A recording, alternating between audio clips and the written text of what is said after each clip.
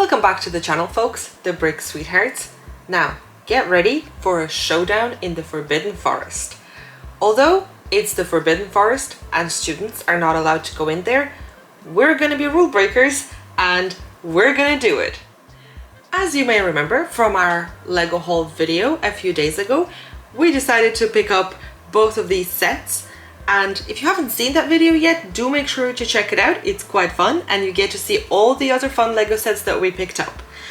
And today specifically, we will be talking about these two. So it's going to be Aragog in the Forbidden Forest set number 76434 and a more generic Forbidden Forest magical creature set number 76432. Now, we decided to include both of these sets together in one video because they're both kind of similar in their theme, and also the way that these sets are designed, they're actually made to connect with each other. But we can go through all that later on once I have them built and you can see it all in more details. Quick disclaimer, I am not exactly a fan of spiders, so I'm not really looking forward to building the Aragog one. He actually looks extremely creepy, at least on the box. So we'll see how I get on. I suppose you might enjoy my suffering, or maybe not, we'll see. But despite my fears, I still felt like we had to have it in our collection. Being a massive Harry Potter fan, it just would be rude not to. So without further ado, let's get into building and then we'll talk about the sets afterwards.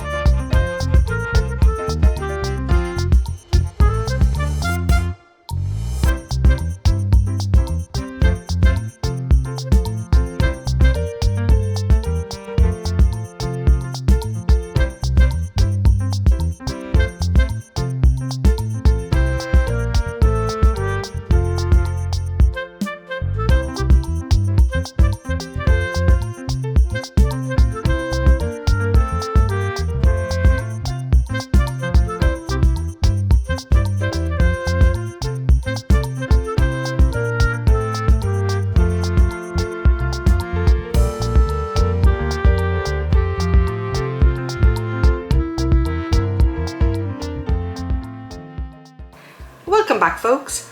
I have finished building both sets and this is what they look like. An interesting fact about the Forbidden Forest set, there are a couple of pieces that glow in the dark. So I think it's these mushrooms here and the spider and a few more. So it'll be really interesting to see what it looks like once it gets dark. It's a bit bright at the moment, so I can't see that yet. But don't worry, we'll give you some close-ups later on so you'll be able to see what everything looks like up close.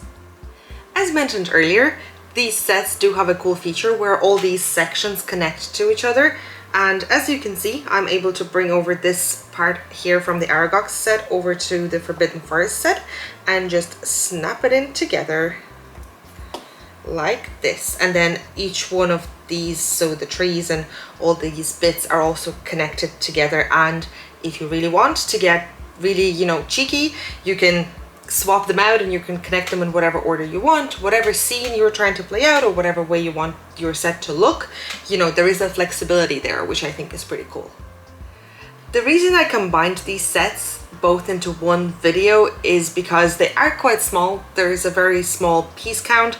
There's not really that much there. As you can see, it's fairly basic and straightforward. So it didn't really make sense to separate them out as there just isn't enough there. Overall, I would recommend probably waiting until it's on a discount, perhaps on Black Friday or something like that, as I think these sets are a great stocking filler for a present for a friend or a loved one, especially if they're into Harry Potter. I think it kind of functions really well in that capacity. Otherwise, not really much else to say. I would say now let's just take a closer look at the minifigs provided, as well as Aragog. Very uncomfortable. I feel very uncomfortable being around him, but anyway, I'll give you a closer look now.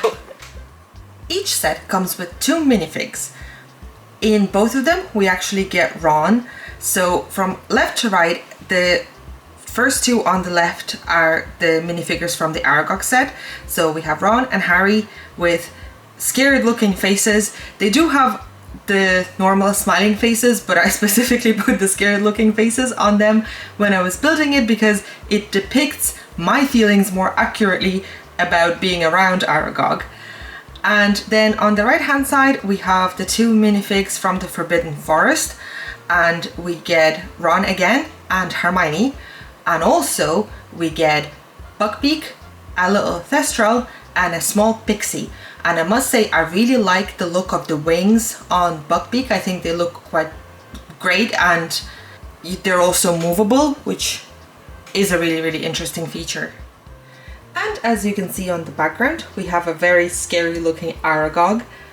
The one thing that I think is really cool is that his face is actually a printed piece, which as I was building it and I was feeling a bit uneasy, I was kind of saying, oh, that almost makes it worse because it looks more realistic. But then I was like, would I have preferred a sticker? Definitely not.